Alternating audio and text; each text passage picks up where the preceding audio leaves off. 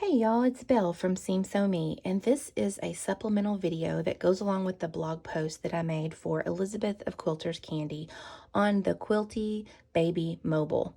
Now, in the blog post you saw, as far as my mobile that I made, I actually decided to use EPP. I used a kite-shaped one, and then I also used my hexy acrylic templates as well. And so that was actually how I made my mobile that you saw in the photos. But I also gave you the option to be able to make one using other shapes in which you could cut out from the download that I provided for you. So we have one that's got clouds and rain and a rainbow, and then also the stars and hearts and a moon. And so with your download, what you're going to do is you're going to take regular scissors, not your quilting scissors, and you're going to cut each of these shapes out, and you'll use those to be able to lay on top of possible felt if you would like to use felt, or you can actually use any quilting fabric that you have. So I'm going to show you how to do that if you choose to use these templates rather than EPP shapes for your Quilty Baby Mobile. If you don't want to purchase the kit that I purchased on Amazon that had all of the pieces to make a mobile, it had the pretty little wooden circles and all of that, you can totally use what you have around the house.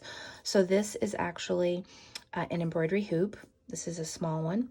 And then I have some twisted jute twine, which we use in the garden for our tomato plants. And then you could also use, if you don't want to use that, you could use some really pretty yarn that you may have. Any type of string, you could even use ribbon if you don't want to buy the kit and you want to pretty much use everything that you have at home. So I wanted to let you know that's another option. You would just tie those strings here, and then of course you would be able to attach all of these however you like at the end.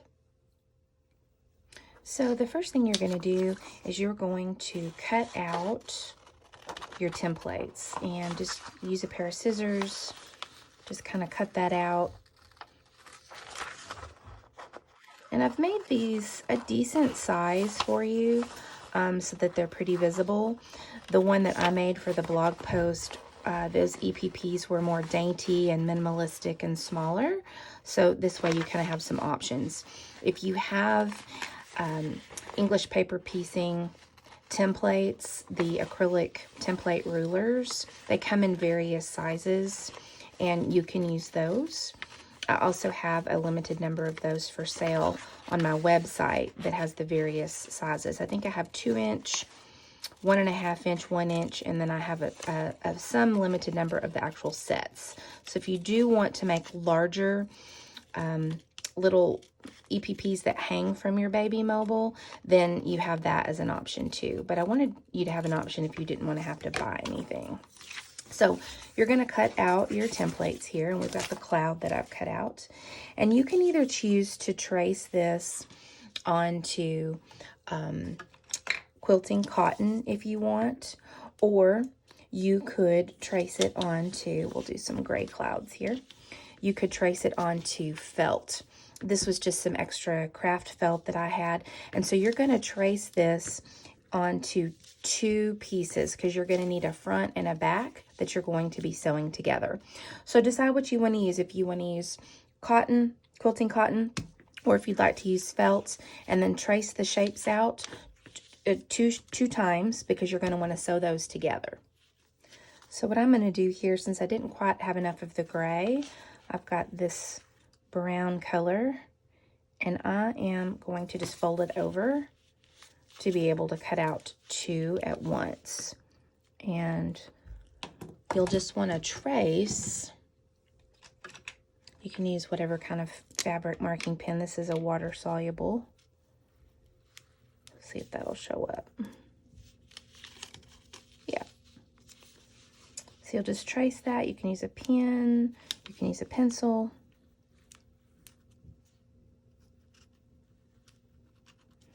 And these don't have to be perfect. And then you'll take your fabric scissors. These are actually some great scissors from Havells that have little teeth on them. And you'll just cut along those lines that you traced.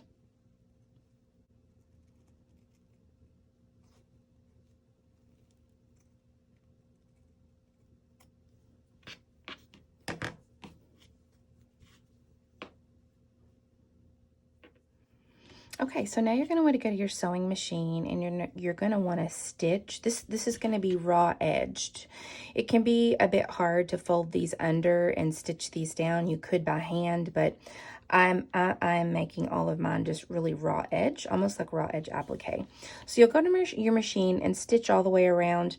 I'd say a scant 1/4 inch, but you're going to want to leave a little opening somewhere on here, probably about here, because you're going to want to be able to stuff this with some polyfill and then stitch it closed the rest of the way. Okay, so now that you've got your little cloud or any of these shapes here sewn together and you've left an opening, you're just going to take some polyfill, and this little stick actually came with my polyfill, and you're just going to open this up and add some of the polyfill in there just to make it kind of puffy so that it's not flat. And just stuff that to whatever size you like. And I just kind of stick it in there with my fingers. Fill it up kind of in all of the little corners there.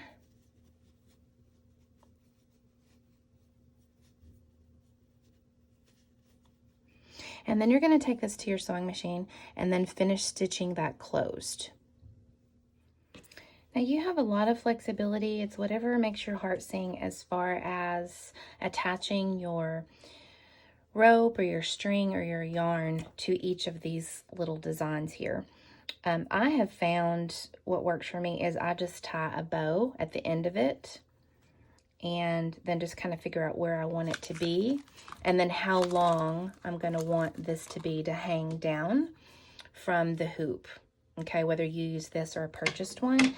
And then I just take it to my sewing machine. I have a semi-industrial sewing machine, so I'm able just to go in and put a few stitches here to keep that connected.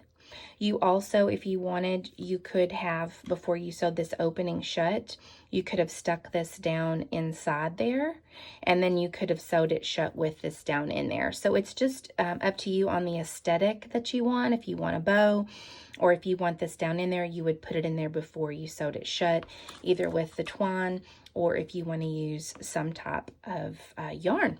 So basically that is how you make these little mobile templates. If you decided you wanted to use these rather than hexies, same thing if you wanted to use your quilty fabric rather than the fleece, and you would just tie your strings onto here, or again you would use your mobile that you purchased and you would follow the directions to assemble that, and then those just actually would hang down all along here at whatever length that you prefer. It usually looks nice when they're at about 2 different lengths or 3 different lengths for all of your different templates that you may use.